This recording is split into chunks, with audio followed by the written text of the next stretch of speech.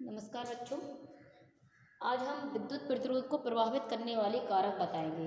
इससे पहले हम समझ चुके थे विद्युत प्रतिरोध क्या होता है। तो और विद्युत प्रतिरोध का फॉर्मूला भी हमने पढ़ा हुआ था, R बराबर V/I। अब यहाँ पर हमें देखेंगे कि प्रतिरोध को कौन कौन से कारक प्रभावित करते हैं। तो प्रतिरोध को प्रभावित करने वाले पहले कारक में होता है लंबाई। प्रतिरोध जो होता है वो तार की लंबाई पर निर्भर करता है। दूसरा कारक होता है क्षेत्रफल। प्रतिरोध जो होता है वो तार के क्षेत्रफल पर भी निर्भर करता है। तीसरा होता है तार के पदार्थ की प्रकृति। प्रतिरोध जो होता है वो तार के पदार्थ की प्रकृति पर भी निर्भर करता है। और चौथा होता है ताप पर। तो इस तरह से विद्युत प्रतिरोध 4 चीजों पर निर्भर करता है। अब ये किस प्रकार से निर्भर करता है ये हम देखेंगे। सबसे पहले किसी भी तार का प्रतिरोध जो होता है वो उसकी लंबाई के अनुक्रमानुपाती होता है। यानी अगर किसी तार की लंबाई बढ़ाते चले जाएं, कोई तार लंबा तार लेते चले जाएंगे तो तार का प्रतिरोध भी बढ़ता जाएगा। तो तार का जो प्रतिरोध होता है वो तार की लंबाई के अनुक्रमानुपाती होता है। इसके बाद तार का जो विद्युत प्रतिरोध होता है वो तार के क्षेत्रफल के व्युत्क्रमानुपाती होता है। यानी अगर प्रतिरोध बढ़ेगा, मतलब प्रतिरोध अगर बढ़ाना है तो क्षेत्रफल को क्या करना होगा, कम करना होगा। और यदि क्षेत्रफल कम करते जाएंगे तो प्रतिरोध बढ़ता जाएगा, क्षेत्रफल बढ़ाते जाएंगे तो प्रतिरोध कम होता जाएगा। तो यानी यहाँ पर हम कह सकते हैं कि जो तार का वैद्युत प्रतिरोध है वो तार के क्षेत्रफल के व्युत्क्रमानुपाती है, अर्थात उल्टा संबंध रखता है।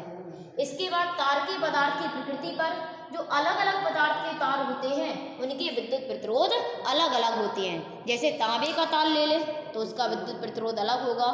अगर कोई मान लो एल्यूमिनियम का तार ले ले तो उसके लिए प्रतिरोध अलग होगा।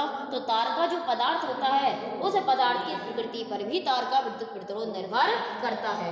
और जो निर्भर करता है उसे रो से लिखा जाता है, जिसे विशिष्ट प्रतिरोध बोलते हैं। तार के पदार्थ में जो प्रतिरोध होता है उसे बोला जाता है विशिष्ट प्रतिरोध, यानी उसे रो से लिखा जाता है। इसके बाद ताप पर, तो ताप पर किस तरह से निर्भर करता है ये हमने आप लोगों को पहले ही वीडियो दे चुके हैं कि अगर कोई चालक तार होते हैं उनका ताप बढ़ाएं, धातुएं हैं अगर कोई तो उनका ताप बढ़ाने पर प्रतिरोध बढ़ता है। मिश्र धातुओं का ताप बढ़ाते हैं तो मिश्र धातुओं का ताप बढ़ाने पर भी प्रतिरोध बढ़ता है, लेकिन धातुओं की अपेक्षा कम बढ़ता है। और जो अर्धचालक होते हैं उनका ताप बढ़ाने पर प्रतिरोध घटता है। तो इस तरह से तार का जो प्रतिरोध होता है वो ताप पर भी निर्भर करता है। तो यहाँ से हमें पता चल गया कि तार का प्रतिरोध इन 4 बातों पर निर्भर करता है। लंबाई के अनुक्रमानुपाती होता है, क्षेत्रफल के व्युत्क्रमानुपाती होता है, अलग अलग पदार्थों के तार का प्रतिरोध भी अलग अलग होता है, और ताप पर भी तार का प्रतिरोध निर्भर करता है। तो यहाँ अगर ये 2 कंडीशन हमारी यहाँ से बन के आई कि तार का जो प्रतिरोध है वो लंबाई के अनुक्रमानुपाती होता है, अर्थात R/L। जैसे जैसे तार की लंबाई बढ़ती जाएगी वैसे वैसे तार का प्रतिरोध भी बढ़ता जाएगा। और जो तार का प्रतिरोध है वो क्षेत्रफल के व्युत्क्रमानुपाती होता है, अर्थात R/1/A। तार का जैसे जैसे क्षेत्रफल बढ़ाते जाएंगे वैसे वैसे तार का प्रतिरोध कम होता जाएगा। व्युत्क्रमानुपाती का मतलब होता है उल्टा संबंध। अगर हम इन दोनों को एक साथ लिख दें तो एक साथ लिखने पर आएगा R/L/A। L ऊपर है, A नीचे है। कभी भी प्रोपोर्शनल अगर लग जाए तो प्रोपोर्शनल जब भी लगा होता है उसे हटाने के लिए कोई ना कोई कांस्टेंट आता है। तो यहाँ कांस्टेंट निकल के आता है रो। यहाँ जो प्रोपोर्शनल हटाने पर जो कांस्टेंट लगाया जाता है वो लग के आता है रो, और जो रो होता है वो होता है विशिष्ट प्रतिरोध। तो यहाँ से अगर हम देखें तो एक फॉर्मूला बन के आया है प्रतिरोध का, R बराबर ρL/A। रो है तार के पदार्थ का विशिष्ट प्रतिरोध, L तार की लंबाई है और A तार का क्षेत्रफल है। यहाँ से अगर विशिष्ट प्रतिरोध का फॉर्मूला निकाला जाए तो A का मल्टीपल हो जाएगा और L बटे में आ जाएगा। तो फॉर्मूला बन के आएगा रो बराबर RA/L। तो ये विशिष्ट प्रतिरोध का फॉर्मूला बन जाएगा। अगर इसका हम मात्रक बनाएं तो मात्रक अगर हम बनाते हैं तो R का मात्रक ओम होता है, क्षेत्रफल का मात्रक मीटर स्क्वायर और लंबाई का मात्रक होता है मीटर। तो 1 मीटर से 1 मीटर कट जाएगा तो मात्रक हो जाएगा ओम इंटू मीटर। तो विशिष्ट प्रतिरोध का मात्रक हो जाता है ओम इंटू मीटर और इसका फॉर्मूला होता है रो बराबर RA/L। अब यहाँ पर पहले तो हम विशिष्ट प्रतिरोध की डेफिनेशन देखेंगे। तो विशिष्ट प्रतिरोध की डेफिनेशन क्या होती है यहाँ पर हम देखेंगे। तो रो बराबर फॉर्मूला हमारा जो निकल के आया है वो RA/L आया है। जहाँ पर ये क्षेत्रफल है, यदि किसी तार का क्षेत्रफल 1 मीटर स्क्वायर रख दें और लंबाई तार की 1 मीटर ले लें, कोई ऐसा तार ले लें जिसकी लंबाई 1 मीटर हो और इसका क्षेत्रफल 1 मीटर स्क्वायर हो, तो यहाँ ए का मान 1 रखेंगे, एल का मान 1 रखेंगे तो रो का मान आर के बराबर आ जाएगा।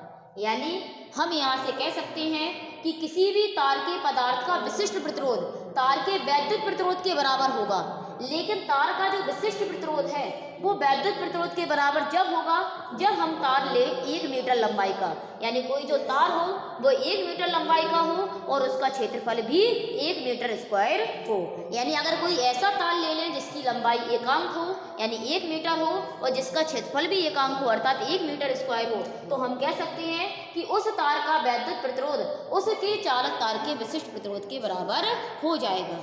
तो डेफिनेशन में हम लिख सकते हैं किसी चालक तार के पदार्थ का विशिष्ट प्रतिरोध 1 मीटर लंबे और 1 मीटर स्क्वायर क्षेत्रफल वाले तार के वैद्युत प्रतिरोध के बराबर होता है। तो यहाँ से विशिष्ट प्रतिरोध की डेफिनेशन बन जाएगी। अब यहाँ पे हम अंतर देखेंगे, विशिष्ट प्रतिरोध और वैद्युत प्रतिरोध में अंतर क्या है। विशिष्ट प्रतिरोध जो होता है वो केवल तार के पदार्थ का होता है, लंबाई तार की कितनी है, क्षेत्रफल कितना है, उससे पर निर्भर नहीं करता है। विशिष्ट प्रतिरोध केवल निर्भर करता है तो वह तार के पदार्थ पर, जबकि जो वैद्युत प्रतिरोध होता है वो तार की भौतिक अवस्थाओं पर निर्भर करता है, यानी उसकी लंबाई पर, क्षेत्रफल पर, इन सब चीज़ों पर निर्भर करता है। अगर तार की लंबाई बढ़ा दें, क्षेत्रफल में परिवर्तन कर दें तो तार का वैद्युत प्रतिरोध बदल जाएगा। लेकिन अगर तार की लंबाई, क्षेत्रफल में कुछ भी परिवर्तन करते रहें, लेकिन तार का अगर पदार्थ नहीं बदलेंगे तो फिर विशिष्ट प्रतिरोध नहीं बदलेगा।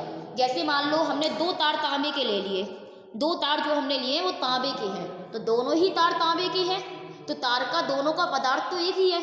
एक तार मान लो हमने ले लिया 10 मीटर लंबाई का और दूसरा तार ले लिया 20 मीटर लंबाई का, तो यहाँ हम देख रहे हैं कि तार की लंबाई अलग अलग है लेकिन तार के पदार्थ एक ही है। तो जब तार के पदार्थ एक ही हैं तो फिर तार का विशिष्ट प्रतिरोध समान रहेगा। लेकिन यहाँ पर तार की लंबाइयाँ अलग अलग हैं, लंबाइयाँ अलग अलग होने से तार का वैद्युत प्रतिरोध अलग अलग होगा। तो जो वैद्युत प्रतिरोध होता है वो तार की भौतिक अवस्थाओं पर निर्भर करता है, यानी अगर तार की भौतिक अवस्थाएं बदली जाए, लंबाई है, क्षेत्रफल है, ताप है, दाब है, ये सारी चीज़ें अगर बदली जाएंगी तो वैद्युत प्रतिरोध बदल जाएगा। जबकि रो जो होता है विशिष्ट प्रतिरोध वो केवल तार के पदार्थ पर निर्भर करता है। अगर पदार्थ बदल देंगे तो विशिष्ट प्रतिरोध बदलेगा, और अगर तार का पदार्थ नहीं बदले तो चाहे एक तार चाहे जितना छोटा हो और दूसरा तार चाहे जितना लंबा हो, उस तार के विशिष्ट प्रतिरोध में कोई परिवर्तन नहीं होगा।